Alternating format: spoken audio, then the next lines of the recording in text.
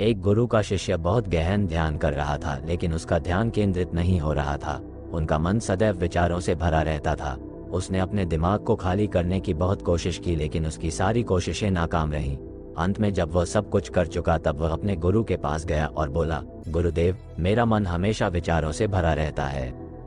मैं एक जगह ध्यान केंद्रित नहीं कर पाता। जब देखता हूँ तो दूसरी चीज पर चला जाता हूँ, फिर तीसरी और चौथी चीज करता हूँ। मेरे दिमाग में हजारों विचार चलते रहते हैं और मुझे पता भी नहीं चलता कि ऐसा कब होता है। बहुत समय बाद मुझे एहसास होता है कि मैं क्या करने बैठा था और क्या सोच रहा था। हे गुरुदेव, मैं अपने दिमाग को विचारों से खाली करना चाहता हूँ। मैं चाहता हूँ कि मेरे मन में एक भी विचार न रहे।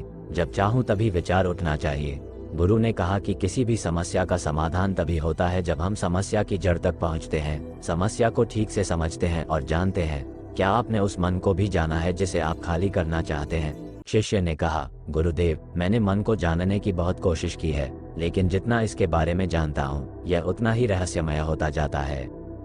गुरु ने कहा, जाओ और छोटे छोटे पत्थरों से भरा एक घड़ा ले आओ। तब शिष्य छोटे छोटे पत्थरों से भरा एक घड़ा ले आया और गुरु के पास रख दिया। गुरु ने कहा, इस घड़े को अपना मन समझो और इस घड़े में पत्थर भरे हुए हैं। अब इस घड़े में और पत्थर डालो। शिष्य घड़े में पत्थर डालने लगा। घड़ा पहले से ही भरा हुआ था। 12वां पत्थर रखते ही बाकी सभी पत्थर नीचे गिरने लगे। तब गुरु ने कहा, रुको और ध्यान से देखो। अब घड़े में कोई पत्थर तो नहीं आ रहे हैं, बल्कि वो नीचे गिर रही है, क्योंकि यह भर गया है। इसमें जो भी आ सकता था वह आ गया। अब और पत्थर नहीं आएंगे। यदि आप दूसरा पत्थर लगाना चाहते हैं तो पहले पत्थरों को बाहर निकालना होगा।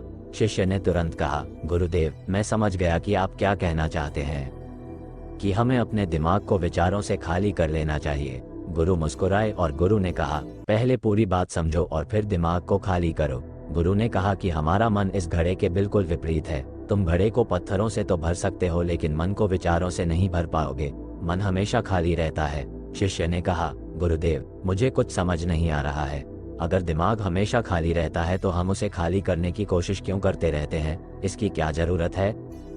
गुरु ने कहा, इस घड़े से एक एक करके सारे पत्थर निकालो। शिष्य ने वैसा ही किया और घड़े से एक एक पत्थर निकालता रहा और अंत में घड़ा खाली हो गया।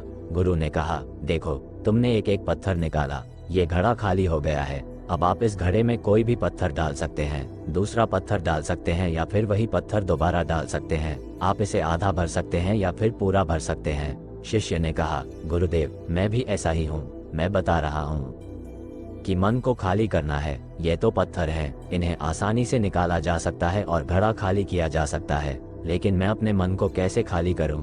गुरु ने कहा, इस खाली घड़े में एक पत्थर डालो और 2 पत्थर निकाल लो। शिष्य ने ये कहा, ऐसा कैसे हो सकता है कि जब इस घड़े में एक पत्थर होगा तो एक ही पत्थर निकलेगा, फिर 2 पत्थर कैसे निकल सकते हैं? गुरु ने कहा, चलो ऐसा करो, इस घड़े में 2 पत्थर डालो और 4 पत्थर निकाल लो। शिष्य ने कहा, गुरुदेव, ये कैसे संभव हो सकता है? ये कोई चमत्कारी बर्तन नहीं है कि 1 डालो तो 2 निकालो, 2 डालो तो 4। गुरु ने कहा, ये घड़ा चमत्कारी नहीं है, लेकिन तुम्हारा घड़ा यानी तुम्हारा मन चमत्कारी है।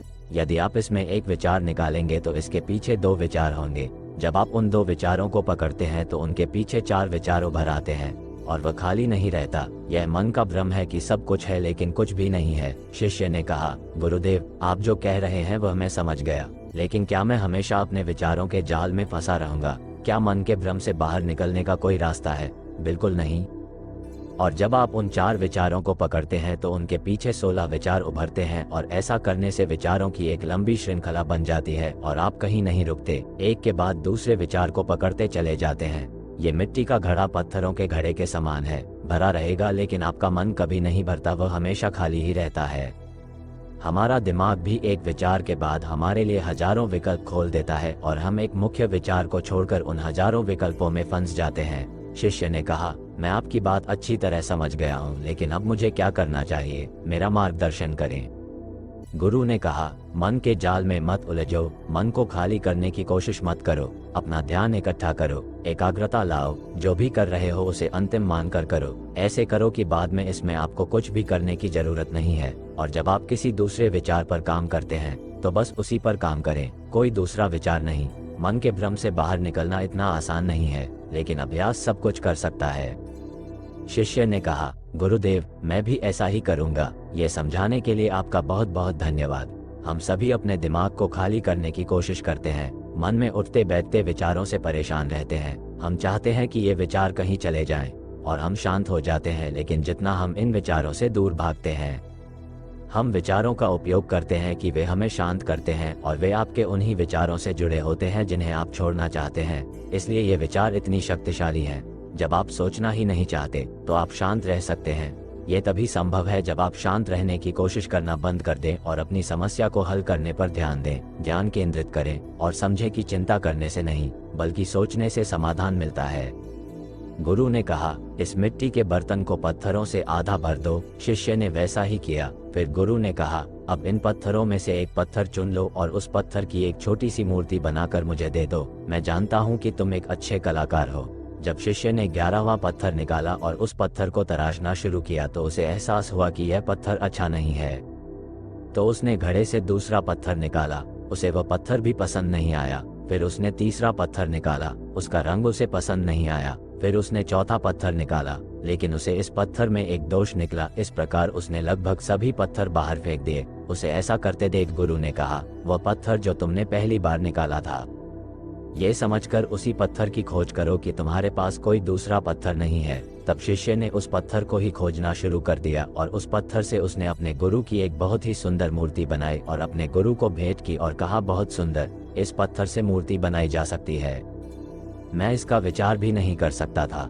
गुरु ने कहा कि जब कोई दूसरा विकल्प नहीं है तो हम अपनी सारी ऊर्जा उसमें लगा देते हैं और उसे सर्वश्रेष्ठ बनाते हैं।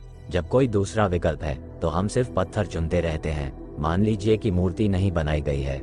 दोस्तों, आज की यह कहानी आपको कैसी लगी और इस कहानी से आपको और क्या सीखने को मिला, कृपया ये भी हमें कमेंट करके बताएं। साथ ही अगर आपको ये कहानी पसंद आई और ये आपके लिए उपयोगी लगी तो इसे अपने दोस्तों के साथ जरूर शेयर करें।